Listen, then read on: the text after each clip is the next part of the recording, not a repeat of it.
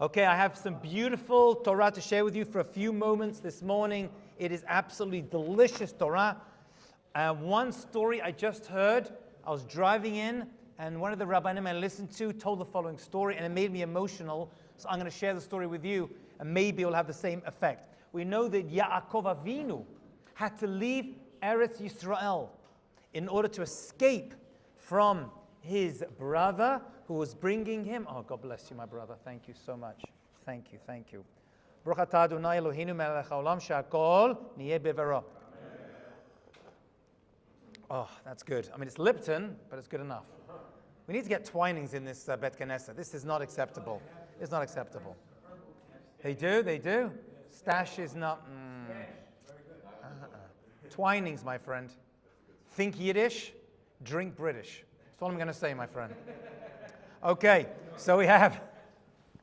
Actually, the real comment is think Yiddish, dress British, but we'll leave that aside. Okay, so we know that Yaakov Avinu had to run away, and he had to go and leave Eretz Yisrael in order to prepare himself for that Yerida. The word Yerida means to go down.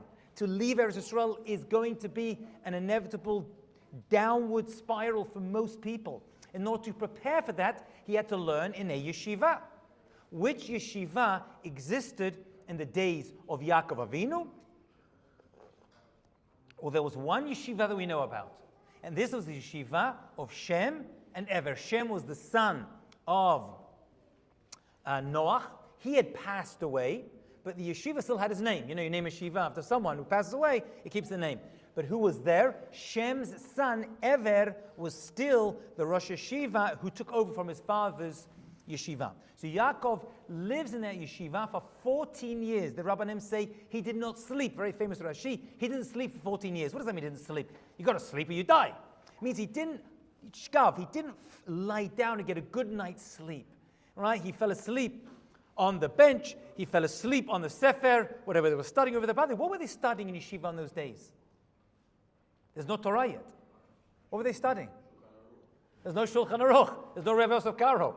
People always think yeshiva, and your kid, you think he's sitting there with his Chumash, his Gemara. There's no Chumash, there's no Gemara. This is before Har Sinai. What is he studying? A very famous question. He's studying, okay, you want to say learning Kabbalah. Okay, I can't prove or disprove that he was learning Kabbalah. The Rambam tells us that in those days they were studying Hilchot Avodah Zarah. And the Masechet of Avodah Zarah was like this thick. Right? The laws of idol worship. That is what they were dealing with.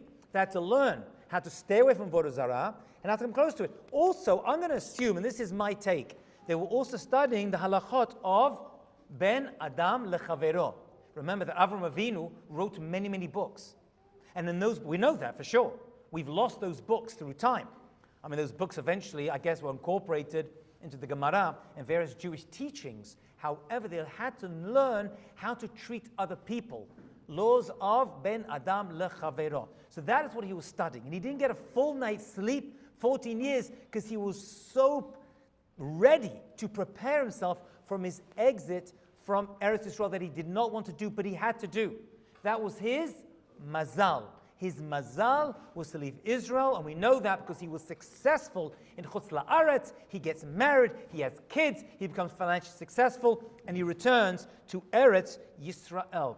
Leaving Israel is a big deal. It is not a part. I know we do it all the time. We go to Israel, we come back, we're in, we're out. Yitzchak, Yaakov's father, taught him and said, don't leave. This is a big deal. That's why Yitzchak never left Eretz Yisrael. After he became a korban at the Akedah, he could not leave Eretz Yisrael, but Yaakov had to. This was his mazal. I'm going to talk about mazal in a few moments as well in another context, so hold on to this idea. And so Yaakov has to go, and he has to leave. And he prepares himself for this. But he knows it's a very, very difficult thing to do that needs to be prepared for. I want to share with you a beautiful story I just heard this morning, my dear friends. And the story is about Rav Nebenzahl. He is the big tzaddik and gaon in Yerushalayim in Eretz Yisrael. Listen to this story. Rabbi Reuben, listen to this story. You're going to like this story. Rav Nebenzahl never left Eretz Yisrael. He should live and be well. He doesn't leave. Very difficult for him to leave because the Kedusha of Eretz Yisrael is so strong, he doesn't want to leave it. However, he had to leave for a certain matter, And the Rabbanim that he consulted with said, you have to go. I think you have to go fund, whatever it was. He had to leave for fundraising or something, and he had to go. So the story is told that he went to the airport, and he walked over to the counter, and he said, I need to book a ticket in order to go. And the lady said to him, where do you want your seat? Which seat do you want? What do they usually mean? You want aisle, you want middle, then nobody wants, right? Or you want window. Yeah, which one do you want? That's what she was implying when she asked him, which seat do you want on the plane? And he said, listen to the sensitivity of this gadol. He said, give me a seat at the back of the plane, please. Who wants to sit at the back of the plane? Right? People will pay a lot more money to sit up front. No. He had to leave Israel. He says, at the back of the plane. Why? He says, because the people at the back of the plane get to remain in Israel a little bit longer. Because when you pass through the airspace, going to Chutz La'aretz, you're in Eretz Israel those few moments, or actually in the case of a plane, a moment more. He says, Dayenu just for that, just to remain in Eretz Israel. He says, by the way, on my return flight, please put me up front. Whatever it costs, I want to be at the front of the plane. I don't know if they put him in the cockpit. I want to be in the front of the plane so that when I enter Eretz Yisrael, I'll be one of the first ones on the plane to re-enter into Eretz Yisrael. It's a mind-blowing story. That is the appreciation that a real Jew has for the Kedusha Haaretz, for the holiness of the land of Israel. I want to mention, as an addendum, one of the jobs of a king, a melech in Israel, which, by the way, I've said it before, I'm going to say it again, Mashiach will be, kingship is going to return to Am Yisrael, Klal Yisrael, and Eretz. So we're going to have kingship one more time. Royalty is coming back. So one of the ideas that a king can do is he can do voluntary wars. He can go to war on a voluntary basis. There are certain wars that are chayav, you have to go to, but the vast majority are optional wars. Why would a king want to do an optional war? I guess there's many reasons. He wants to secure the land of Israel. That's the job of the king. He's the political and military leader of Am Yisrael and Klal Yisrael. And so when he is going to war, he wants to make sure, in order to protect the land, you have to create a buffer zone. That's one reason. Okay, that makes sense. He's protecting Am Yisrael, Klal Yisrael, and Eretz Yisrael. He's going to create a buffer zone, so he's allowed to do optional wars in order to push the boundaries of Eretz Yisrael out. I want to share with you something I read, that the Lubavitcher Rebbe, who actually never went to Eretz Yisrael, it's an interesting question. So the Lubavitcher Rebbe never went. But he says, I'll give you another deeper reason why a king may and will, mark my words, extend and expand the land of Israel. He says, if Eretz Yisrael is Kadosh, which we know from the parasha, it is Kadosh. It has a higher level. The Malachim, the angels that protected Yaakov, had to leave because they were a high level. They couldn't go to Chutz La'aretz. So even the Malachim, the angels that are protecting people in the land of Israel, cannot leave Israel either, let alone the people. Said the Lubavitcher Rebbe, you know why? You know why the king goes to an optional war? Because the more land that the Jewish people own, the more Kedusha exists in the world. Israel is Kadosh. So the king wants to increase Kedusha in the world. So one of the things he's going to do is expand the boundaries of Eretz Yisrael in order to increase the amount of holiness that exists in the world. It's an unbelievable thought. I've never heard anyone else say that before. It's a revolutionary concept. That is one thing the king is doing. More Israel, more Kedusha. Which is why Mashiach, and I mentioned this before, I'm going to mention it again. One of the jobs of Mashiach is to expand the boundaries of Eretz Yisrael, because Avraham Avinu was promised the land of the Canaanites of 10 nations.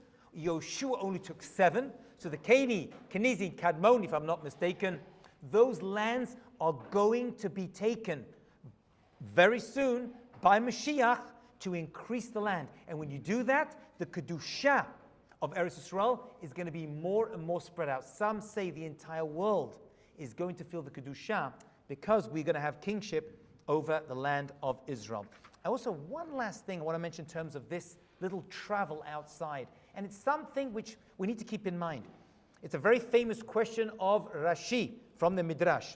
It says, V'yeti Yaakov Beersheva yelech Harana. Yaakov left Beersheva and he went to Harana. There's two ways to say, I'm going somewhere. Harana is to Haran, or Haran. Right? You can say, I'm going to Mitzrayim, Mitzrayim ma, or Mitzrayim. Both are considered to be the same. That's all it needs to say. He was going to Beersheva. We know he's in Israel. Why does it say V'yeti Yaakov Beersheva? Why does he have to leave Beersheva? Why this double theme that comes up in the pasuk? So Rashi says that his leaving Israel left a mark on Israel. He says such a person like Yaakov Avinu, and by the way, anyone else as well, when they leave a place, it should leave a mark. Their absence should be felt. It should be communicated. The place that you leave, even the community you leave. We're not talking about Israel, by the way. Rashi does not mention this in terms of Israel. Just leaving a city or a town or a country, when you go, it should be felt. Well, how do I do that? You've got to make your mark. When you make your mark in the community, it should be that. If you leave, people are like, well, you were gone for 2 weeks. Where'd you go? I went to Florida. I went on vacation. I went to Eretz Yisrael. And people should be like, wow, you were missed. You were missed. Your absence was felt. That is the Roshem. So Yaakov Avinu, obviously, the fact this was mentioned means that Yaakov Avinu was able to make such a mark on the community, on the people, on the society around him, that when he left, people felt his absence. The place he left was never the same. For some people, when they leave, everyone's delighted. That should not be. You need to make a mark in your community that if you were to go, people should feel it. They should feel it deep down inside their bones. Let's talk about marriage for a couple of minutes, because there's a bunch of marriages that happen in the parasha. And we know that Yaakov Avinu was destined to marry someone called Rachel.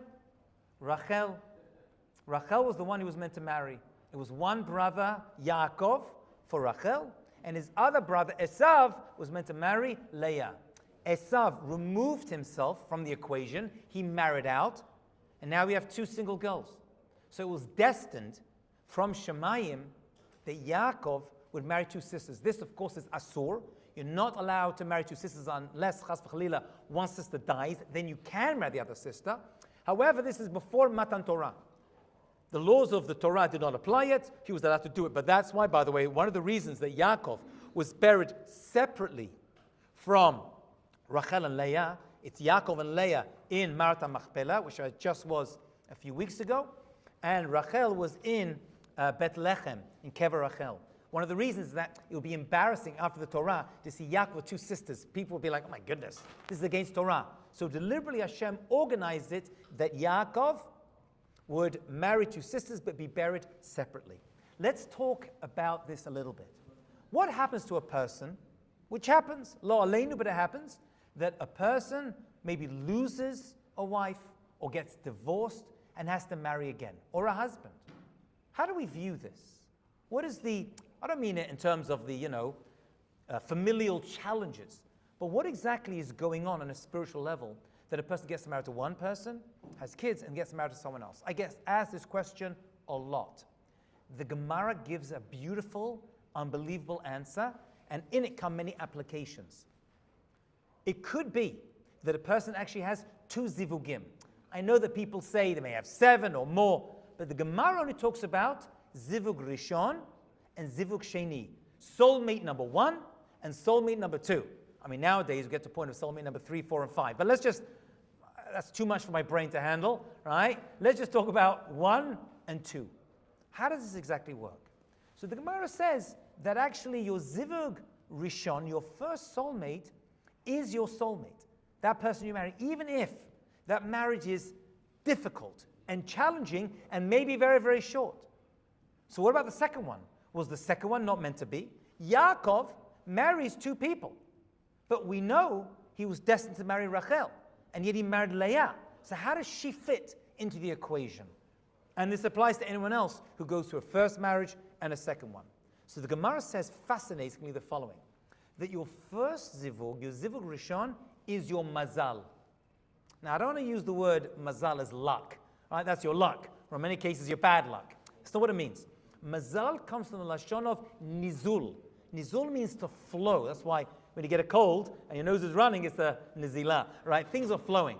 A person's mazal means that's the way Hashem wanted your life to flow.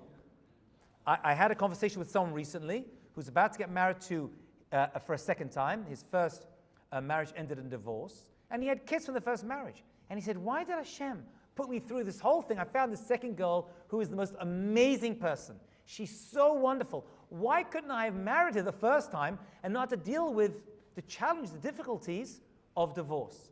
And I said to him what I'm telling you right now.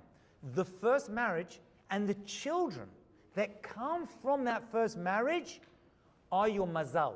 That was destined from Hashem. A person had to go through that. Why? I don't know. That's above my pay grade. But Hashem decides your mazal is to marry this person, whether it's for 40 years, 20 years, 30 years, 6 months, whatever it is, a few days. That is your mazal. Then what's your second wife? So the second wife is your zchut. That comes from merit. So when a person gets married a second time, that they had to earn. So I said to him, your second wife is an amazing woman. Right? Getting married in March, I'll be doing the Masad Kedusha, I'll be performing the wedding, B'ezrat Hashem. That's your mazal.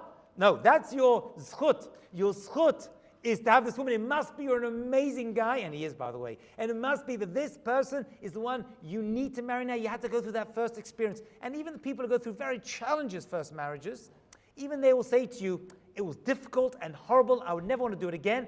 But I understand I had to go through that experience. That formed me into who I was, because that's your mazal. That is part of the challenges that Hashem downloaded onto you during your life. That's zivug rishon. Zivug sheni, that's your merit. The zivug sheni that you get, that's all dependent upon your actions in olam hazeh. So zivug rishon comes from Hashem. Zivug sheni, that comes from you. Right? That's in your hands. That you're going to have to deal with. And we see perfectly in the parasha, Yaakov marries Leah through mazal. That was his mazal. Right? It wasn't Lavan. Lavan was just the conduit that made it happen. It was all Hashem destined. We see the fact he was married with Leah means he was meant to marry Leah. Leah was part of his whole muhut. He had to marry her. That was his mazal. And the kids that came out became the tribes. It must be that was his mazal.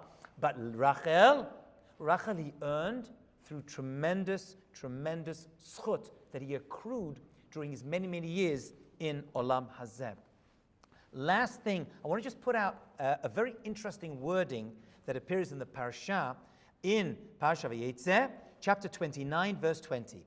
So we know that Lavan did the old switcheroo. He switched Rachel for Leah. By the way, Rachel was part of it. She knew what she was doing. And she loved the older sister so much that she understood that this was part of her mission in order to deal with marrying Yaakov. She'd have to give of herself in a tremendous, the Mesirat Nefesh she went through, we can't even fathom. But how about Yaakov?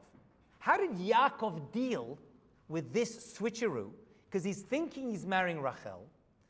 Lavan comes and pulls her out, puts Leah inside, and then he says, oh, you want to marry her too? No problem. You can. Wait 7 days. We have Sheva Brachot. After that, you can marry her, but then you have 7 years. 7 years you're going to have to work for me in order to have her. Can you imagine that? So he marries her straight away. But he's now bought into a contract that he cannot be mevatel, he cannot nullify. He's going to have to work for an additional, so he's got 7 years, first of all, then another 7 years working for the most corrupt individual who's ever existed on planet Earth, who tricked him and fooled him financially and emotionally, psychologically, hundreds of times. Anyone else would have left after twice. Hundreds of times, and Yaakov remains with his father-in-law. He was the worst. You think your father-in-law is bad? I'm sure he's not. Lavan was the worst. He took advantage of him every single day in order to get most out of him, in order to give him back. How did Yaakov deal with this trickster, this Lavan? By the way, his name is Lavan, which means white. That should be a good thing, right? He's clean and white. No. It was all exterior. On the outside, he looked good. On the inside, rotten to the core. But look what the Torah, if just one word in the Torah teaches us how Yaakov psychologically kept himself strong to deal with Lavan. It says, V'ya'avod Yaakov barachel sheva shanim. Yaakov was willing to work an additional 7 years in order to be married to his zivug, sheni, to his wife, Rachel. V'yu benav, but in his eyes, kayamim achadim. They were like a few days, because he loved her.